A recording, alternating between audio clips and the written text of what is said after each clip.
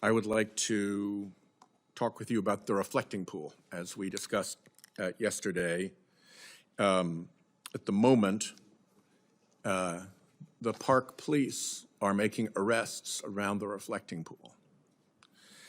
The president has claimed that vandals, quoting him here, took some form of knife or blade and put a 250-foot-long gash into the beautiful facade of what took so much work, competence, and money to build and complete.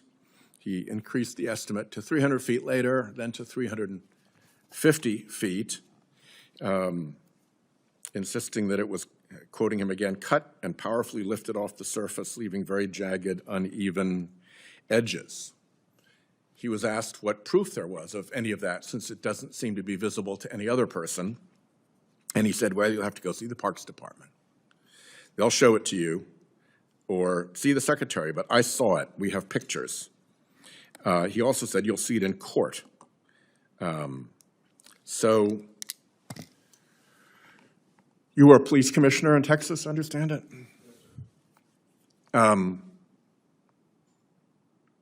When people visiting the reflecting pool are being arrested, handcuffed, and dragged away by your police officers, you'd like to think that they have proper probable cause to arrest someone. I grew up in the Foreign Service, and there were plenty of countries in which arrests made to satisfy a political leader's narrative that had no basis in fact was something that they did. The American system of justice has not operated that way. What can you tell me here today about what damage was done to the reflecting pool, where this 350-foot gash came from, and why tourists are being arrested? What is the factual predicate for these arrests? Yes, sir. Thank you. And indeed, I have spent, as a son of a police officer as well as a police commissioner, I've spent virtually my entire life in and around the law enforcement industry, or business community, rather. So you'd agree with me that arresting tourists to vindicate a political narrative, not because of any evidence of a crime, would be a wrong thing to do if that were what happened, correct? Senator, the U.S. Park Police is one of the most extraordinary and historic police departments in the United States, founded in 1789.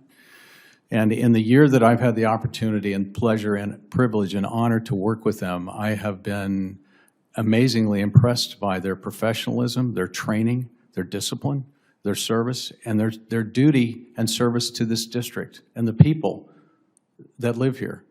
Yeah, which is why these incidents seem so aggravating, and I'd like to ask you to respond to And that. consequently, sir, I would say that, and I think that all people would agree, that ensuring that law and order is maintained for anyone to apply, and I'm not saying that you are, that the U.S. Park Police in any way use political motivation to carry out their duties, I think would be unjust, and in some ways an egregious accusation. So what's the predicate then? Was there in fact a 350-foot gash done by a vandal to the reflecting pool? The predicate, sir, is that I have no doubt that the police officers involved in the apprehensions of these individuals, of which I believe there were 5, were doing their duty, were enforcing the law appropriately.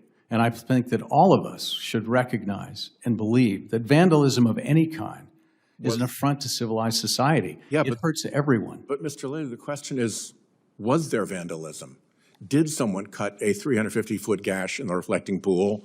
And what vandalism did these individuals do? Is it really vandalism to pick a piece of floating peeled paint out of the reflection pool? People have run through the reflecting pool in the past.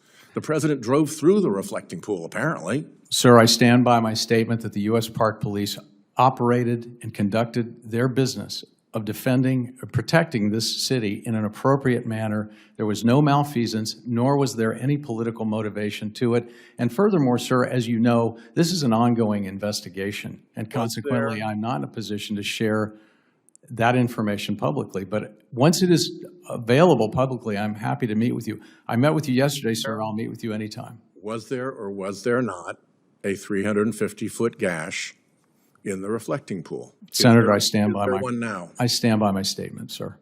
Your statement doesn't answer the question. I stand by my statement, sir. Okay, don't want to answer the question. I can see why you don't want to answer the question. You're in a terrible position because the president has made up a 350-foot gash. And unfortunately now police officers are being put in the position of having to make arrests that I suspect are going to fare very badly in court because there's nothing about touching the reflecting pool or picking up a piece of floating, peeling paint that amounts to vandalism as a matter of law. Thank you, Chairman.